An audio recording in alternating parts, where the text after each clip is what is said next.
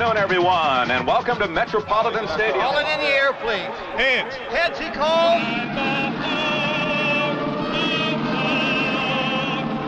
Hey, listen now. 4 quarters, 60 minutes, and we're the champions.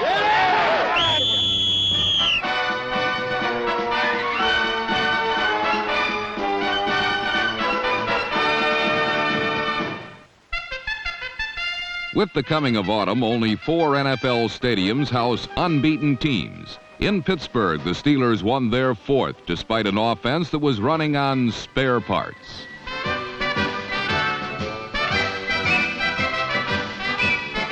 Number 38 is Sidney Thornton, one of 7 Steeler reserves forced into action last week against Baltimore. But before lamenting over Pittsburgh's injury situation, consider their devious master plan. Each week it's the same story. Glum faces looking on while quarterback Terry Bradshaw is given last rites. Prognosis, terminal. With Bradshaw apparently sidelined, even winless clubs such as Baltimore are inspired to do big things.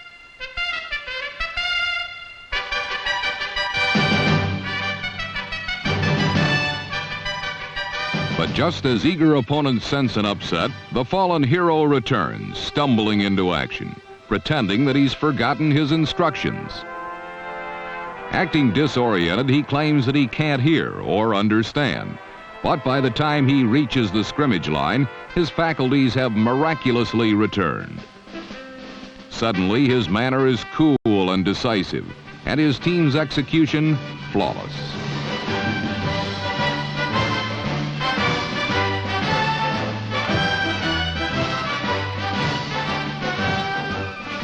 Three times in 4 weeks, Terry Bradshaw has been helped off the field, only to return to direct the Steelers to victory. Last week, tight end Benny Cunningham scored the go-ahead touchdown.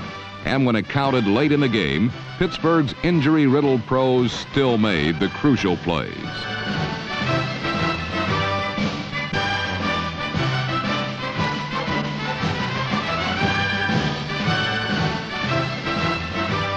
It was hardly a work of art, but it was Pittsburgh's 4th win against no defeats. It's the mark of a champion, coming up with just enough to win, even when running on 3 cylinders. In Tampa, another undefeated club was running on all 8, coming into its biggest test of the young season. Not that long ago, the Tampa Bay Buccaneers were the laughingstock of pro football. Now they're the darlings of the Gulf Coast, a team whose fans have grown accustomed to their punishing style of defense.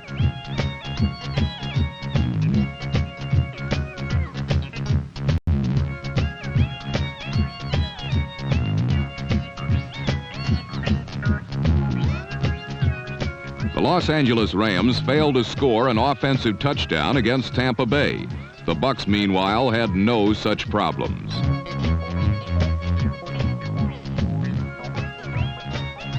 Quarterback Doug Williams once again amassed lousy statistics, hitting only 5 of 20 passes.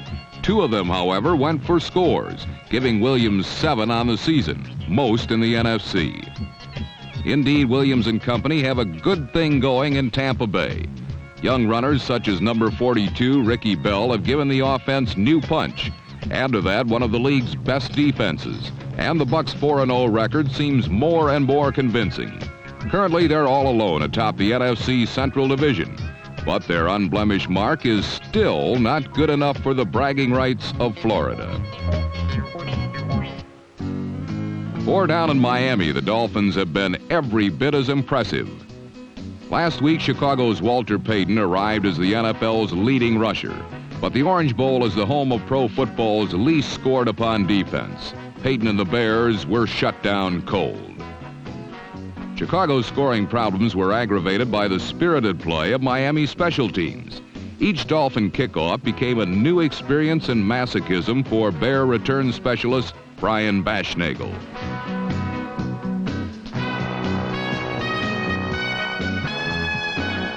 Most of Chicago's offensive production came when it no longer mattered. Miami's, on the other hand, came early and often.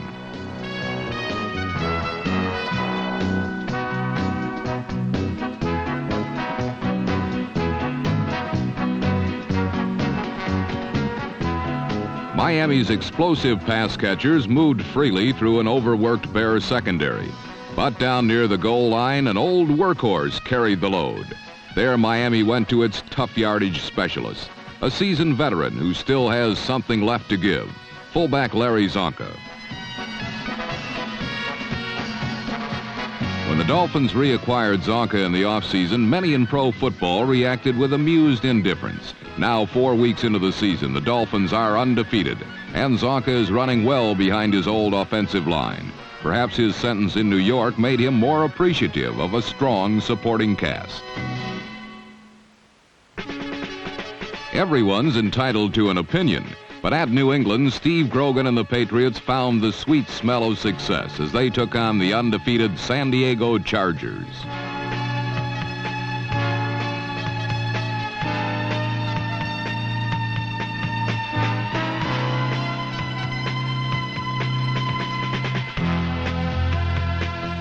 The victory aroma that wafted through the air was accompanied by Grogan passes to tight end Russ Francis, number 81, who grabbed 4 for 85 yards and helped the Patriots amass a 20-0 lead by the second quarter.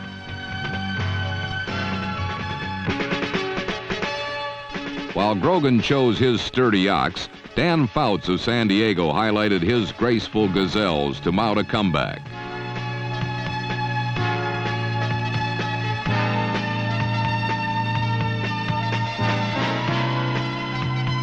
Fouts and John Jefferson, number 83, combined to reduce the New England lead to 6. Eventually, the Patriots found that the best way to handle Jefferson was to manhandle him.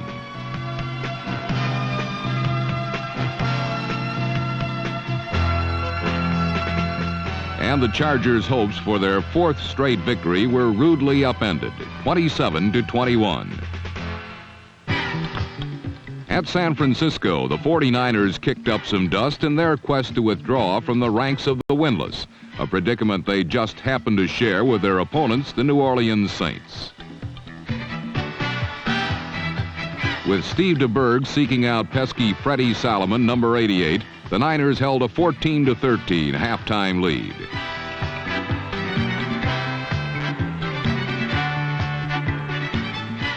But Archie Manning soon had San Francisco chasing windmills as he demonstrated why the Saints have the top-ranked pass offense in the NFL.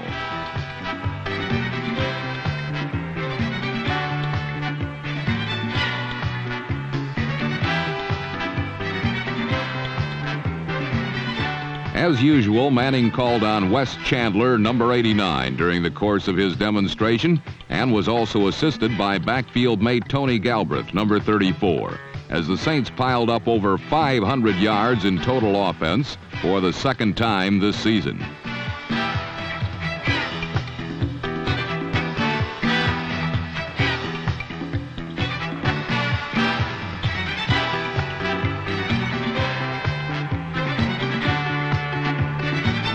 Finally, it was Garo Yepremian who sealed a 30-21 Saints victory. Yepremian's field goal was his 17th in a row, a new NFL record.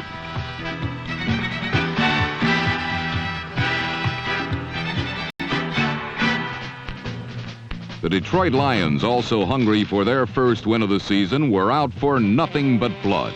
The Lions intended to feast on a meal of Atlanta Falcons, a la dead.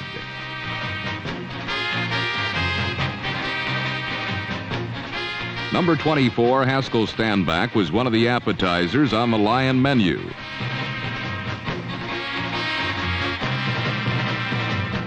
By halftime, Detroit had a 10-3 lead and was eagerly waiting for dessert. But the Lions discovered that they would have to be able to take punishment as well as dish it out. Number 39, Leonard Thompson, was one member of the Silver and Blue who turned black and blue.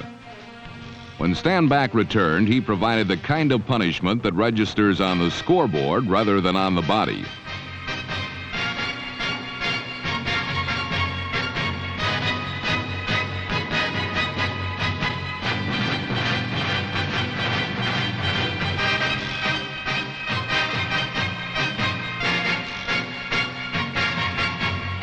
But Detroit rookie Jeff Comlow calmly held off the Atlanta comeback and throughout the game indicated that he can solve the Lions' quarterbacking woes.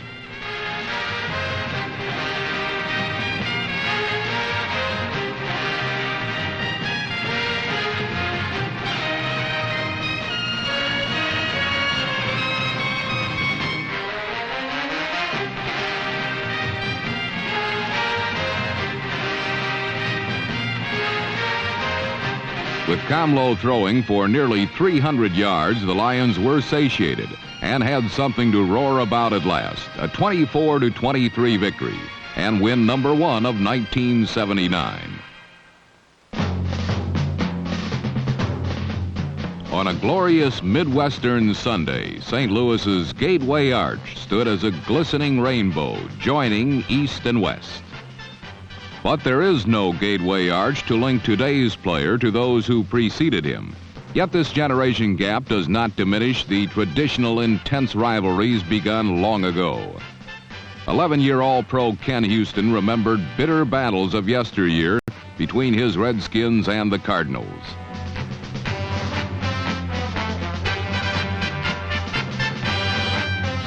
Today's Redskins are now the not-so-over-the-hill gang, but against St. Louis, their defense played with the spirit of George Allen's old boys.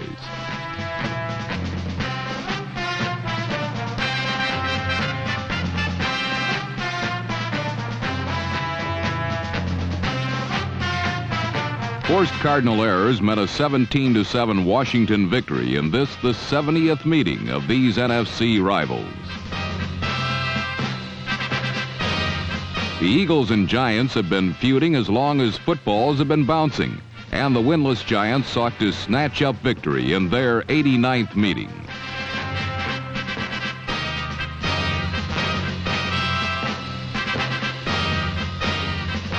In years past, Sonny Jurgensen would hit Tommy McDonald with the Eagle game winner.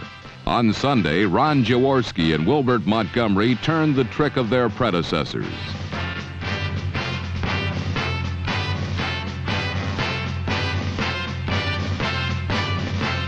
Montgomery's catch helped Philadelphia to a 17-13 intra-divisional victory. The Packers and Vikings of the black and blue NFC Central are traditional northern enemies.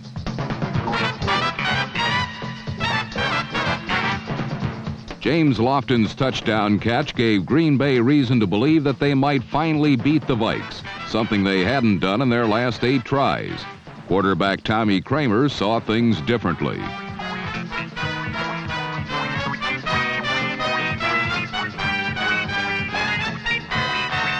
Ahmad Rashad's remarkable one-handed touchdown catch aided Minnesota in tying the game at 21 after regulation. His second scoring effort would extend the Vikings' domination over the Packers to 9 straight.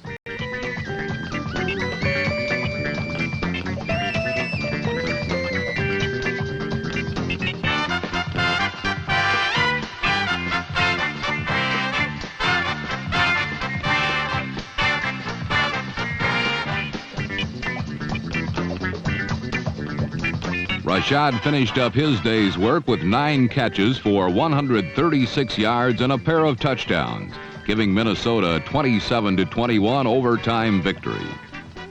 But rivalries, feuds, and tradition are not limited to teams born from the old NFL. The wild and woolly AFL days of triple-digit scoring and Barnum and Bailey circus football fostered a deep-seated rivalry between the Raiders and Chiefs that continues to this day.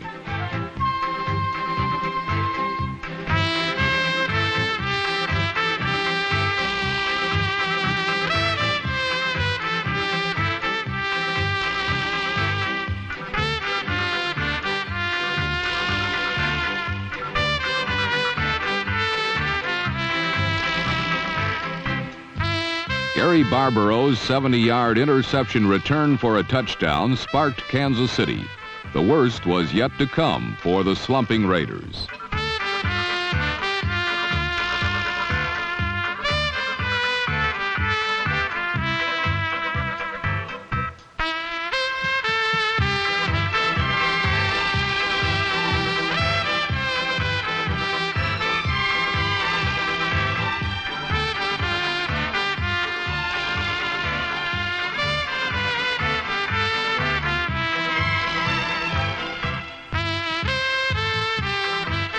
J.T. Smith's punt return for a touchdown was his second in as many weeks. His 88-yard sprint sent Oakland home 35-7 losers.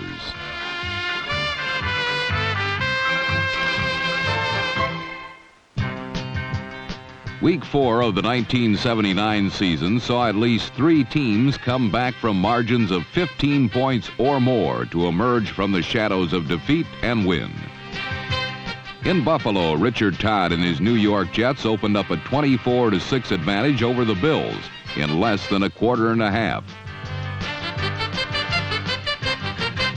However, any thoughts of a rout were rudely put to rest as Buffalo's defense stampeded Todd's pass pocket and completely neutralized the Jets' offensive attack for the rest of the day. A touchdown by rookie defensive tackle Fred Smerlas, number 76, was but 6 points in Buffalo's 40-point explosion that occurred in the final 3 quarters of play. The trigger man for the Bills' point burst was rookie Jerry Butler, number 80. His 10 pass receptions accounted for 255 yards and 4 touchdowns, and always seemed to lift Buffalo when they needed it most.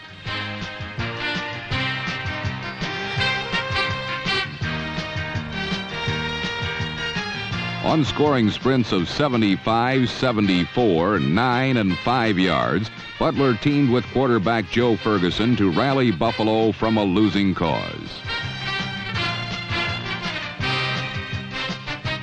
Jerry Butler's performance was nearly unbelievable and combined his exceptional athletic abilities with a knack for being in the right place at the right time.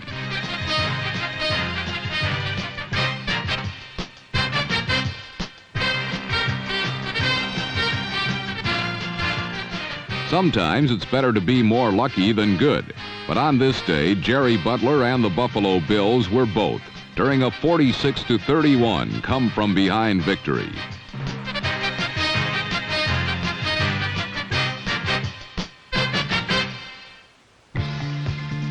In Cincinnati, the Houston Oilers spotted the Bengals 24 points before Bum Phillips's boys said, "Whoa," and shut down rookie Jack Thompson and his offensive attack for good. Cincinnati managed only a field goal from the second quarter on, while Houston's Dan Pastorini rallied the Oilers to a 27-27 tie that spilled into overtime.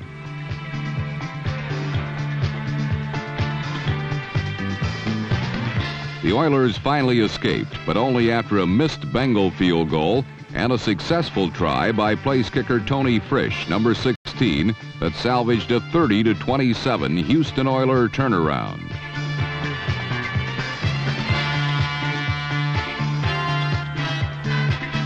It was the second time this season the Oilers had come back to win from a sizable deficit, and this effort was truly a team accomplishment, combining offense, defense, and special teams into a winning formula.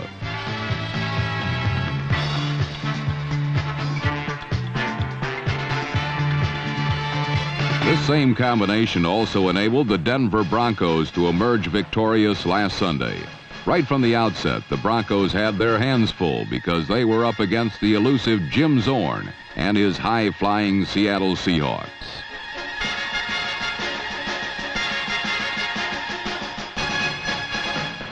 Zorn moved his club up and down the field against a mighty Denver defense and built a seemingly comfortable lead of 24 points midway through the third quarter. Such a lead against the usually dormant Denver offense is supposed to be a sure win. But here Seattle saw their victory hopes scared away by quarterback Craig Morton, who ghosted off of the Bronco bench and frightened the Denver offense to life.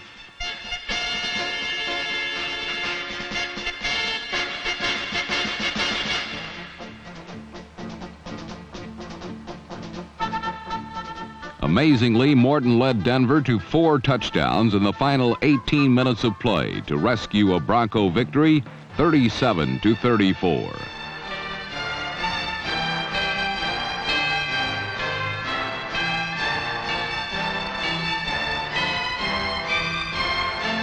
For 2 years now, Denver has made a habit of winning games no one felt they had any business winning in the first place. But that's Bronco mania. And while there seems to be no apparent reason for it from week to week, Seattle and a lot of their beaten opponents will verify its existence.